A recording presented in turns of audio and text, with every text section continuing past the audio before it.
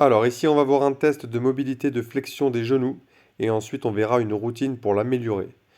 Donc dans un premier temps, on va tester pour mesurer la flexion du genou. Où est-ce qu'on en est? Donc on fait une jambe après l'autre.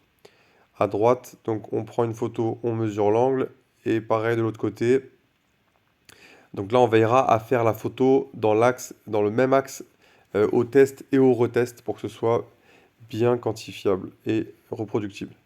Donc on va attaquer directement sur la routine dont je vous parlais. Donc comme les autres routines, le protocole c'est 4 fois 10 secondes actif, 4 fois 10 secondes passif.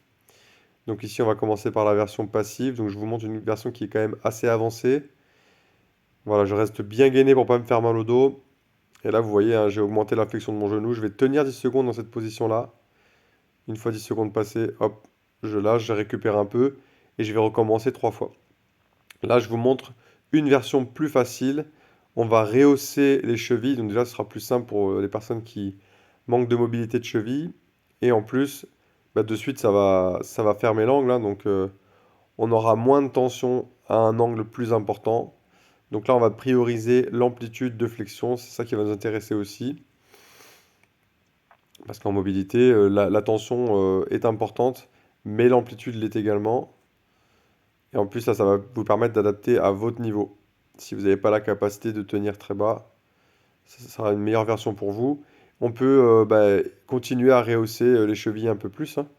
Là, je vais utiliser par exemple cette medicine ball. Je vais mettre les pieds dessus. Et là, de suite, l'angle va être très fermé. Il y aura forcément moins de tension que quand j'avais les pieds au sol. Mais voilà, ça peut servir. Ça peut aussi être une option pour augmenter la difficulté progressivement.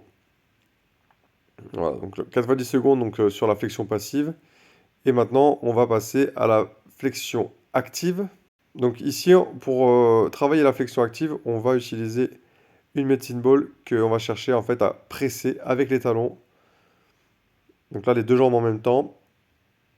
Donc là, vous voyez, on se retrouve sur un angle où on va avoir de la force. Si j'avais une plus petite medicine ball, ben, j'arriverais pas à la toucher probablement avec mes talons parce que comme je manque de mobilité, j'y arriverai pas. Voilà, donc la flexion active, pareil, 4 fois 10 secondes.